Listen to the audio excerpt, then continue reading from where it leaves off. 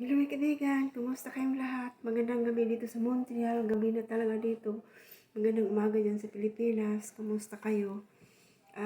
Pakita ko lang sa inyo at kung ano ang ginagawa ko sa efficacent. Ito ang efficacent, nilagyan ko ng turmeric.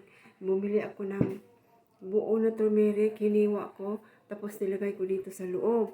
Pagkatapos, kasi maganda ang turmeric mga kaibigan kasi pang osteoarthritis pain, yung mga ganyan. Kaya i-rub lang ganon kung may mga sakit, para bang may mga rayuma. Ayun, lalo na yung may kabag. I-rub lang ninyo sa tiyan ninyo, dito sa likod.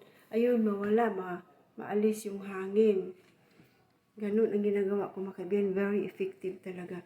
Lalo na yung mister ko lagi nagpamassage kasi alam mo naman magtrabaho. Dito masakit ang likod. Ganun nagpamassage siya almost every night. Not almost every night. Paminsan-minsan.